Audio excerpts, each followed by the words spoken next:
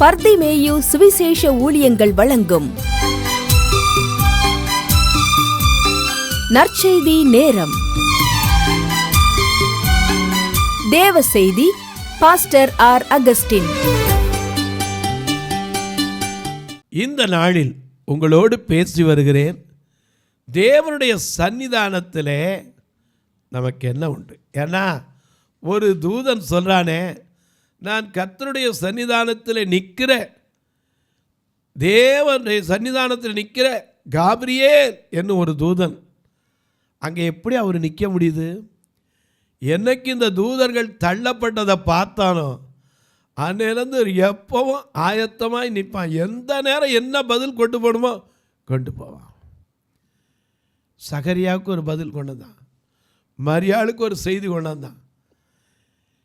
ஏன் வனாந்தரத்தில் இந்த மெய்ப்பொருளுக்கு கூட எல்லா ஜனத்துக்கும் சந்தோஷம் உண்டாகிற ஒரு நல்ல செய்தியை தூதர்கள் தான் கொண்டு வந்தாங்க. இன்றைக்கும் தேவனுடைய சன்னிதானத்தை விட்டு நம்மால் நீங்காமல் நிற்க முடியுதா? ஏன்னா சில நேரங்களில் நமக்கு தெரியாது. இன்றைக்கி உங்களுடைய வேதத்தை எங்கே இருந்தாலும் சரி, திருப்பி அப்போஸ்தலர் நடவடிக்கைகள் 10ஆம் அதிகாரம் 31ஆம் வசனத்தை எடுத்துக்கோங்க. ஏன்னா கண்பானவர்களே, அநேக நேரங்களில் நமக்கு தெரியறதில்ல. இன்றைக்கி போய் ஆராய்ச்சிக்கு போகிறாங்க. எதில்? வானமண்டலங்களை ஆராய்ச்சி பண்ணுறதுக்கு இன்றைக்கி விஞ்ஞானிகள் அனுப்புகிறாங்க. இந்த விஞ்ஞானிகள் நாம் இங்கே இருக்கிற மாதிரி சாம்பார், ரசம், மோர், கூட்டு வச்சு சாப்பிட்டுக்கிட்டா இருக்காங்க. அங்கே போகும்போது அத்தனை சத்தும் கொடுக்கக்கூடிய ஒரு டேப்லெட் இங்கே இருக்கிற மாதிரி ஃப்ரீயாக ஆக்சிஜன் இருக்குது. அதுக்கு தோதா பழகிற மாதிரி அவங்கள இங்கே பழக்கப்படுத்துகிறாங்க. அப்படி பழக்கப்படுத்திட்டா தான் அவங்க அங்கே போய் என்ன செய்ய முடியும்? நிற்க முடியும். அங்கே போய் செய்ய வேண்டிய காரியங்களை செய்ய முடியும். அதுக்காகவே இந்த பூமியில் பழக்கப்படுத்துகிறாங்க. அவங்க பயணம் போகிறதுக்கு முன்னாடி சும்மா வந்தோடனே ரெடி 10 நாள் வீட்டில் இருங்க, கரெக்டாக போகிற அன்னைக்கு வந்துருங்க, ட்ரெயினில் ஏறுற மாதிரி இல்லை. அதுக்கு முன்னாடியே பயிற்சி எடுத்து பழகணும். அப்போ தான் போய் செய்ய முடியும். ஆண்டவரிடத்தில் சன்னிதானத்தில் வர்றதுக்கும் நிற்கிறதுக்கும் நாம் பழகணும். ஏன்னா அவர்கிட்ட என்ன இருக்குது நமக்கு தெரிஞ்சால் தானே. எனக்கு அன்பானுடைய உங்கள் வேதத்தை அப்போஸ்தலர் நடவடிக்கைகள் 10ஆம் அதிகாரத்தில் ஐயா நீங்களும் திருப்பிக் கொள்ளுங்க 31ஆம் வசனத்தை. இப்போ அப்படி எல்லாரும் எடுக்கிற வரைக்கும் பாப்பா நீங்கள் நானும் பாடுவோம்.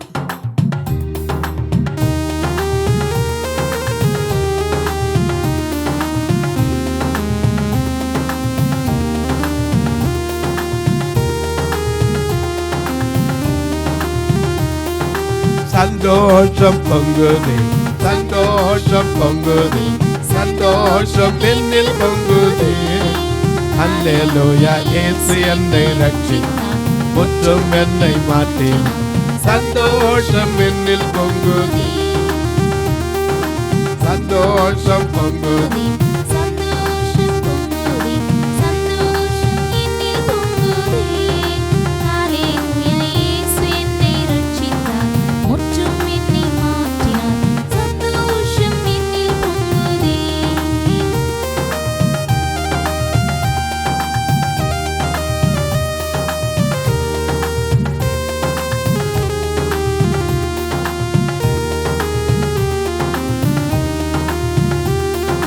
வழி தப்பில் நான் விழுந்தேன், பாவ பழி அதை சுமந்தேனே.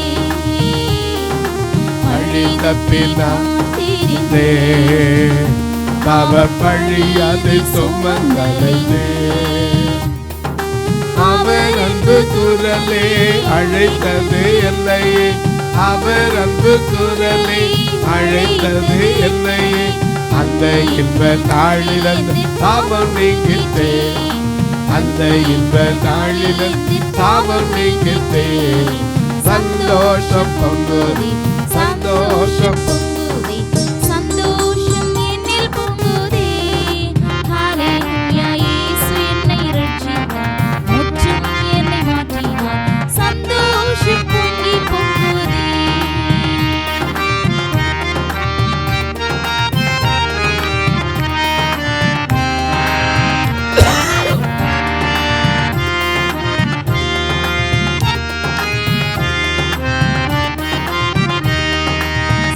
பாவத்தில் ஜீவிப்பவர் பாதாளத்தில் அழிந்திடுவார். பாவத்தில் ஜீவிப்பவர் பாதாளத்தில் அழிந்திடுவார். நானும் பரலோகத்தில் நானும் பாடல் பாடிடுவேன். நானும் பரலோகத்தில் நானும் பாடல் பாடிடுவேன். என்னில் வாழும் இயேசுவோடு என்றும் வாழுவேன்.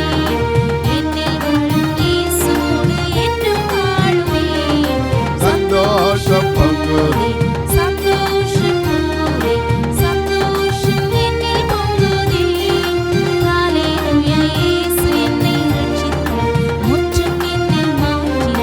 சந்தோஷம் என்னில் பொங்குதே.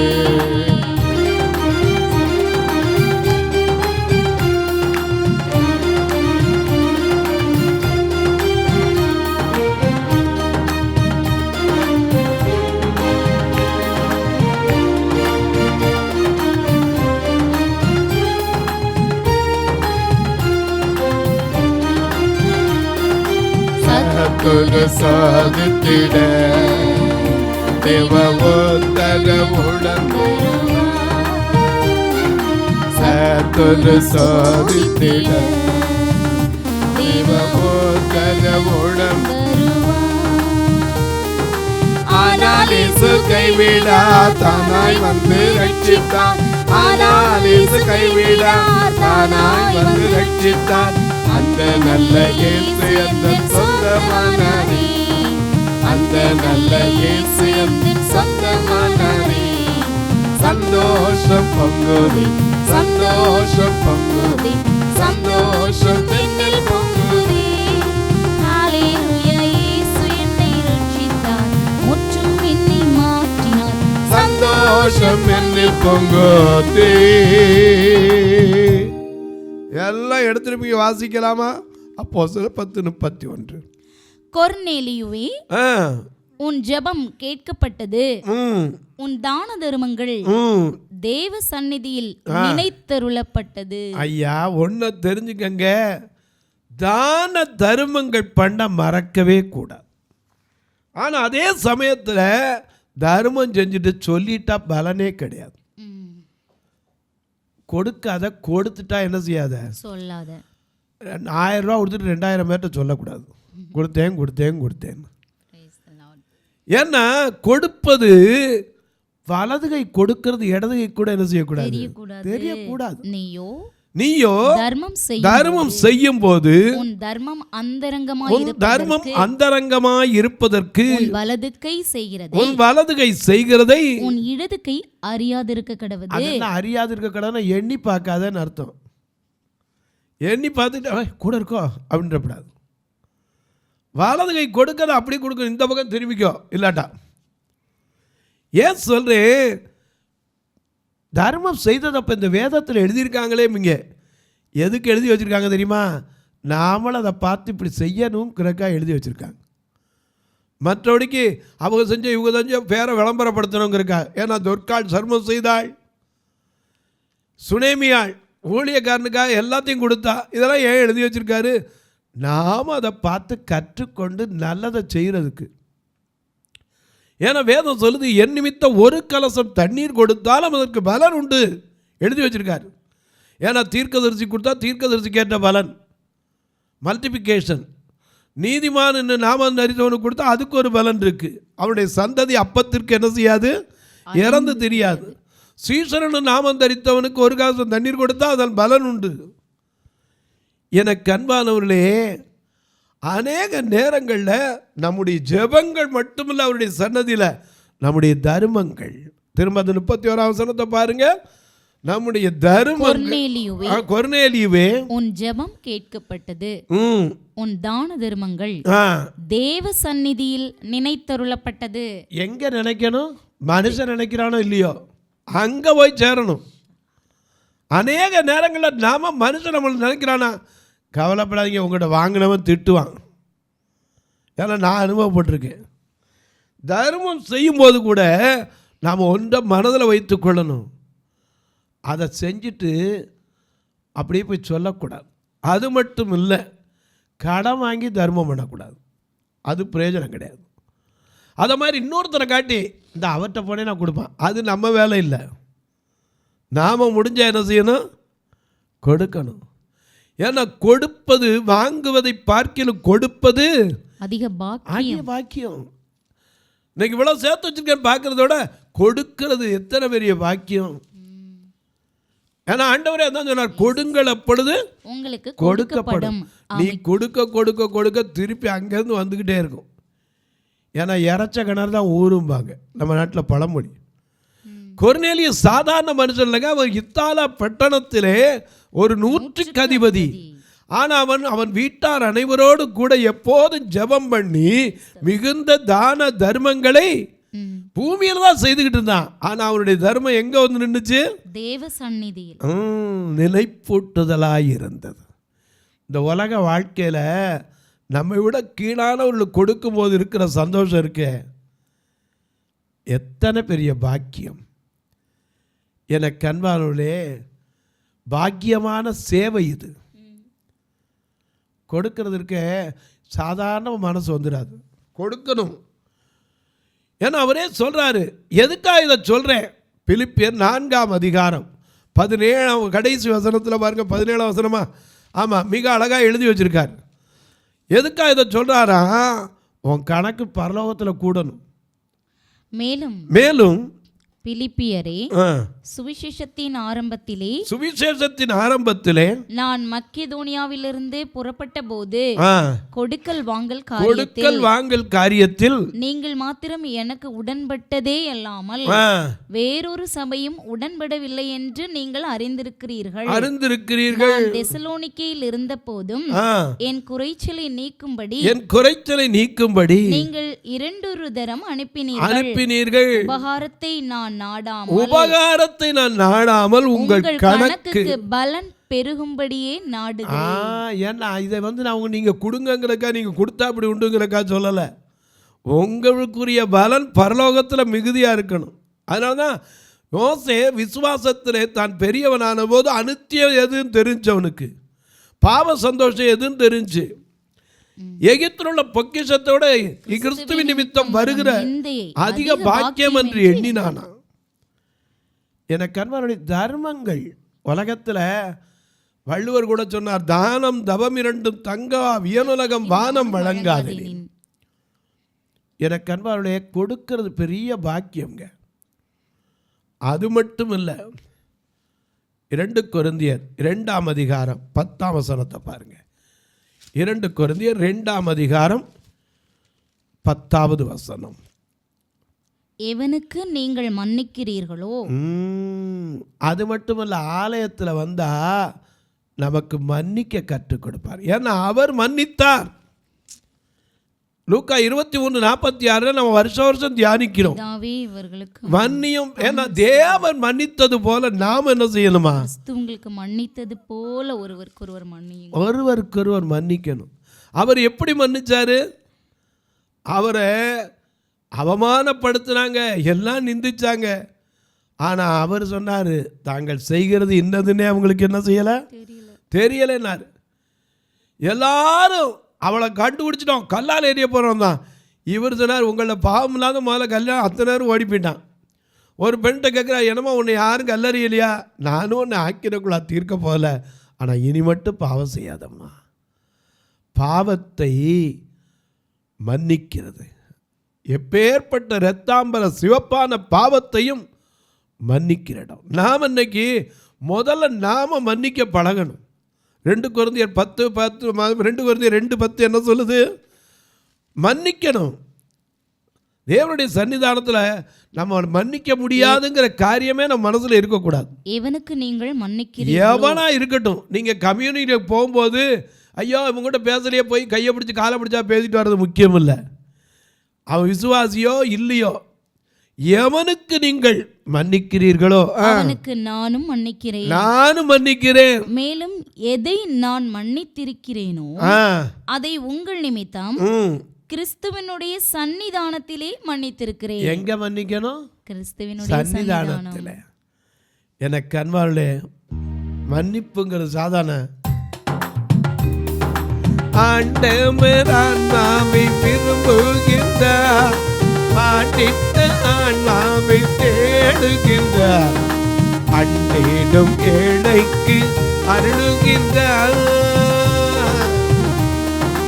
அண்டிடும் ஏழைக்கு அருளுகின்றார், வேண்டிடும் துரோகிக்கு இறங்குகின்றார்.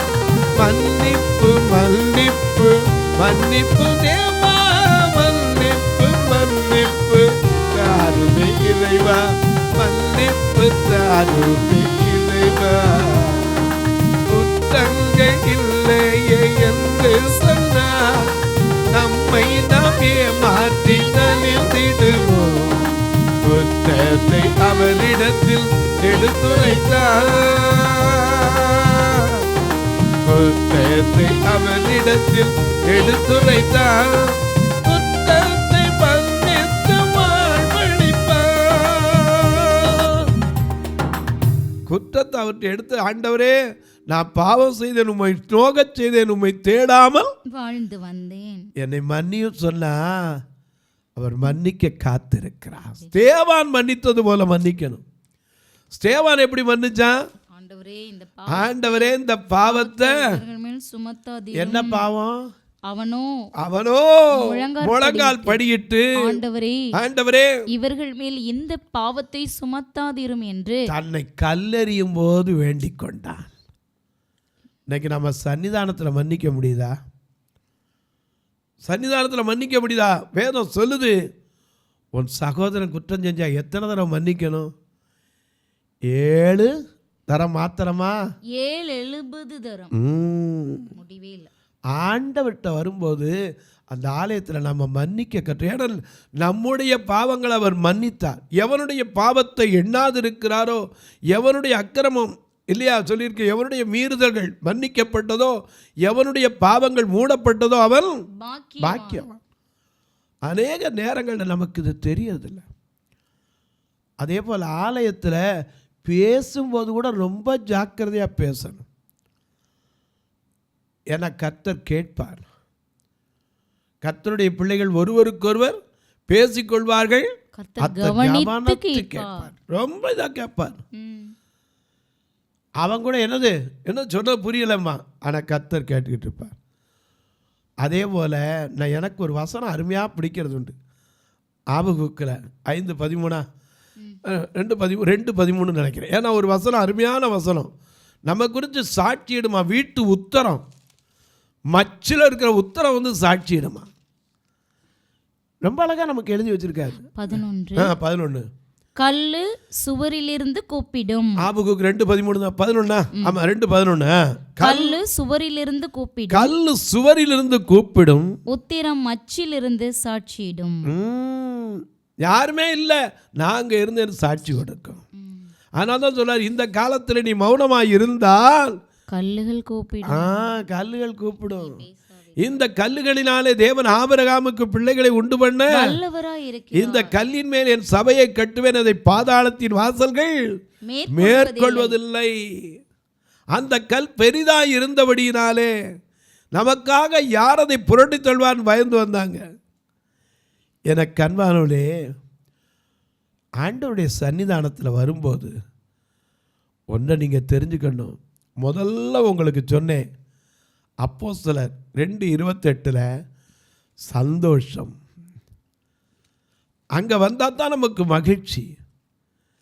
ஏன்னா அங்கே வரும்போது தான் பாடுறோம், என்றும் ஆனந்தம் என் இயேசு தருகிறார். துதிப்பேன் துதிப்பேன் துதித்து கொண்டே இருப்பேன், துதிப்பேன் துதிப்பேன் துதித்து கொண்டே இருப்பேன். அல்லேலூயா ஆனந்தமே, அல்லேலூயா ஆனந்தமே.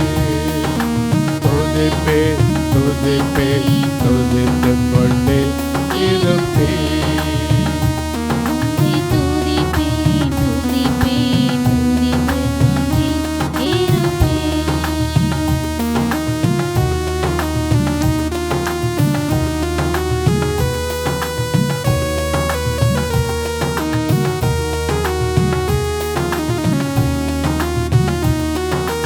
வழிகளில் எல்லாம் என்னை காக்க தூதர்கள் எனக்குண்டு. வழிகளில் எல்லாம் என்னை காக்க தூதர்கள் எனக்குண்டு. பாதம் கல்லில் போராத படிக்கு கரங்களில் ஏந்துவா. கல்லில் போராமல் காத்து கரங்களில் ஏந்துவார். ஹல்லேலூயா ஆனந்தமே. ஹல்லேலூயா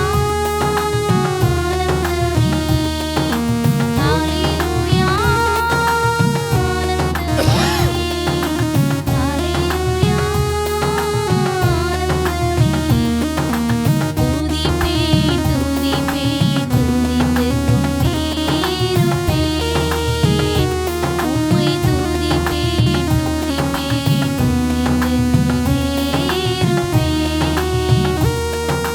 ஹல்லேலூயா. என்றைக்கும் அங்கே புதிதாக தான் இருக்கும். துதிக்கணும், துதிக்க துதிக்க கிருபை. ஏன்னா துதி எடுத்தால் சத்துரு என்ன செய்வான்? ஓடுவான்.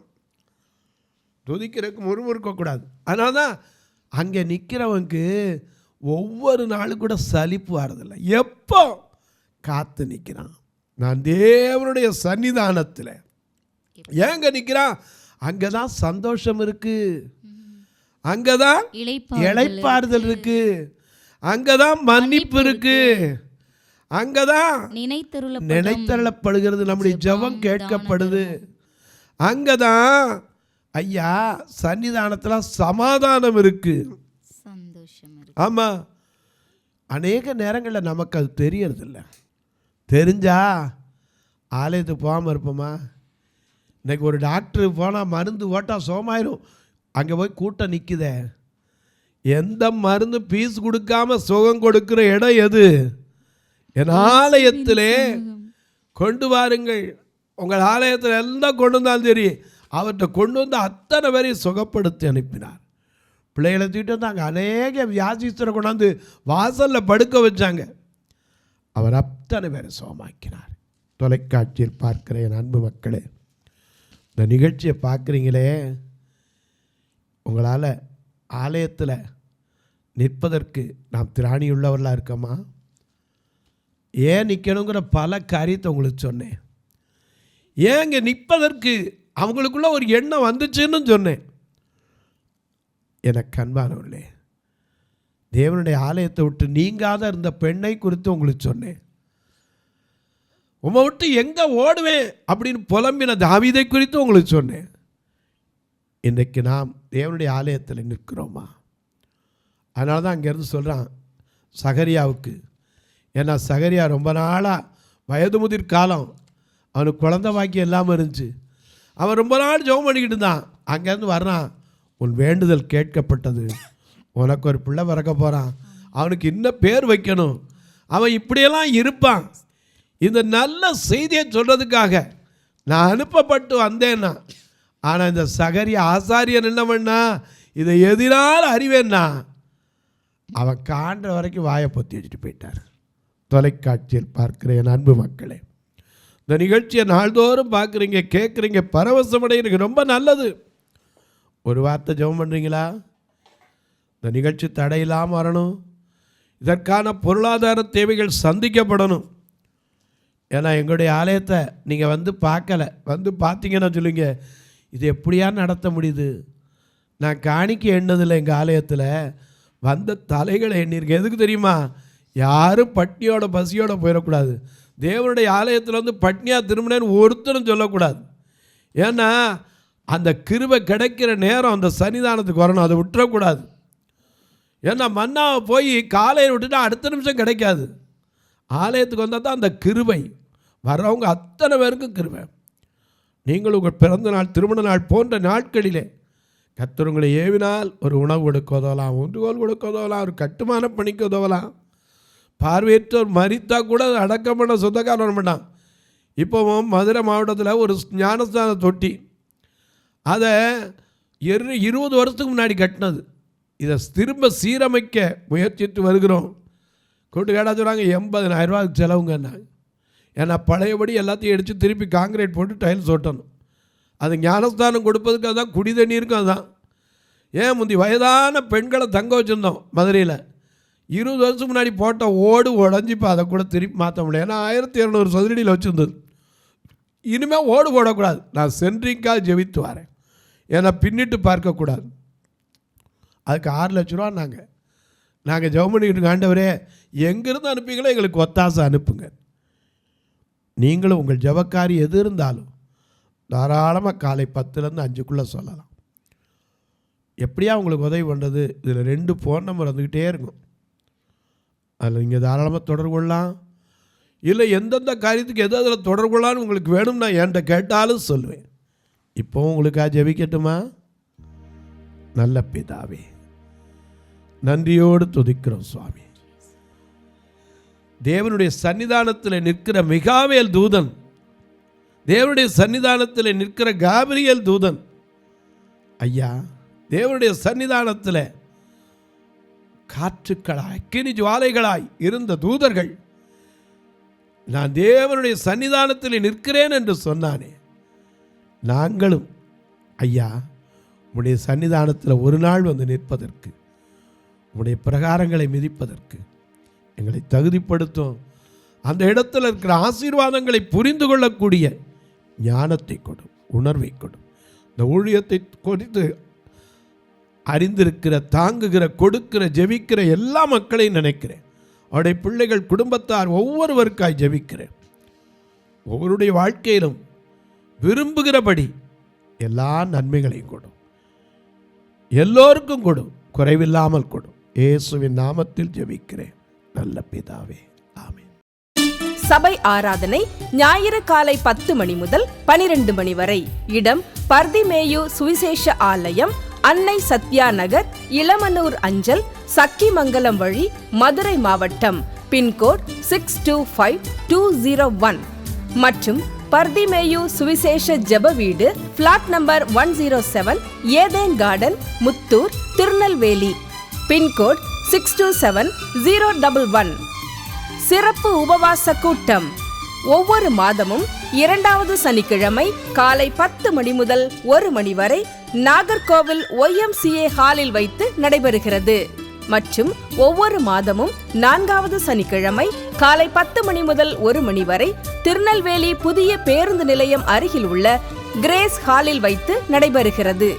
எங்கள் எல்லா ஆராதனைகளிலும் கலந்து கொண்டு தேவனை மகிமைப்படுத்த அன்பாய் அழைக்கிறோம்.